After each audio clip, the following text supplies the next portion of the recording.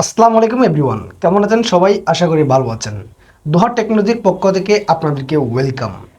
তো আপনারা যারা ফেসবুকে কাজ করেন, আপনারা যারা ফ্লাইট কন্টেন্ট ইস্যুতে আসছে আপনাদের পেজের মধ্যে, সো আপনারা ফ্লাইট কন্টেন্ট ইস্যুটা কিভাবে ঠিক করবেন সেটা না হয় গাইস একটু পরেই বলতেছি। আগে আপনাদেরকে বুঝতে হবে ফ্লাইট কন্টেন্ট এটা কী জিনিস।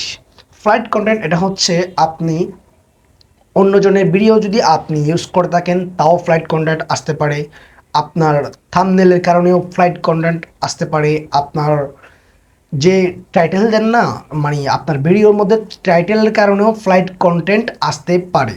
তো সেটা হতে পারে ডিসক্রিপশনের কারণেও আবার ফ্লাইট কন্টেন্ট আসতে পারে। কীভাবে আসবে ফ্লাইট কন্টেন্ট আপনি কীভাবে বুঝবেন? যখন আপনি রেকমেন্ডেশনে যাবেন তখন বুঝবেন আপনার ফ্লাইট কন্টেন্ট আসছে। তো ওইখানে গেলে ওই ভিডিওতে আপনি ফ্লাইট কন্টেন্টে ক্লিক করলে বুঝে যাবেন কোন ভিডিওতে আপনার ফ্লাইট কন্টেন্ট আসছে। আমি একটা লাইভ করছিলাম কিছুদিন আগে। তো সেই লাইভের মধ্যে লেখা ছিল ফেসবুকের মধ্যে মনিটাইজেশন সেট আপ কিনে আর্নিং করা যায় কিনা, মানে মনিটাইজেশন প্যাকেজ কিনে আর্নিং করা যায় কিনা, আমার টাইটেল ছিল সেটা। তো সেটার জন্য আমাকে ফ্লাইট কন্টেন্ট দিয়ে দিয়েছিল ফেসবুক কর্তৃপক্ষ।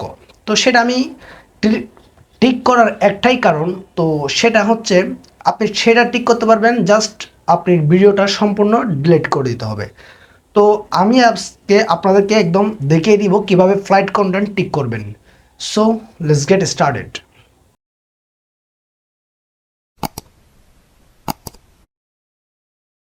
তো আপনারা আপনাদের ওই পেজটাতে যাবেন। পেজটাতে যাওয়ার পর ড্যাশবোর্ডে ক্লিক করবেন। ড্যাশবোর্ডে ক্লিক করার পর একটু নিচের দিকে স্ক্রলিং করে আসবেন। স্ক্রলিং করে নিচের দিকে আসার জন্য আপনি একটা দেখতে পারবেন পেজ রিকমেন্ডেশন। তো আমি আমার এই পেজটিতে টিক করে দেখাচ্ছি কাজ করে। পেজ রিকমেন্ডেশন আগে আপনাদেরকে বলেছি একটা লাইভ করার কারণে আমার প্রবলেমটা আসছে। সো আপনি রিকমেন্ডেশনে যখন যাবেন দেখেন রিভিউ কন্টেন্ট আপনি ক্লিক করতে হবে একটু পরেই। তো আমি ক্লিক করে আপনাদেরকে সব কিছু দেখাচ্ছি একটু পরেই। সো এখন একটু দেখেন এই যে রিভিউ কন্টেন্ট যে অপশনটি আছে ওই অপশনটিতে আপনার মূল সমস্যাটাই রয়েছে। তো এখানে ক্লিক করার পর আপনাকে ঠিক এরকম একটি ইন্টারফেসে নিয়ে আসবে। এরকম একটি ইন্টারফেসে নিয়ে আসার পর আপনার যে আইডির অধীনে পেজ ক্রিয়েট রয়েছে ওইখানে নিয়ে আসবে।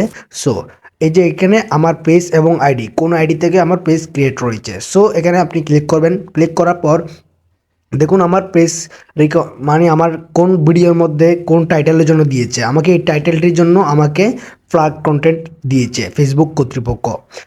সো এখন আমি এটা কিভাবে রিমুভ করি আপনারা দেখুন। তো আমি এখানে টেক অ্যাকশন যে অপশনটি রয়েছে, সো এই অপশনটিতে আমি এখন ক্লিক করব। একটু দেখাই দিই আপনাদেরকে। সো এই যে দেখুন টেক অ্যাকশনে আপনারা ক্লিক করবেন। ক্লিক করার পর জাস্ট এখানে ডিলেট পোস্ট যে অপশনটি রয়েছে ওই অপশনটিতে আপনারা ক্লিক করবেন। এই যে দেখতে পাচ্ছেন ডিলেট পোস্টে আপনারা এখন ক্লিক করে দিবেন।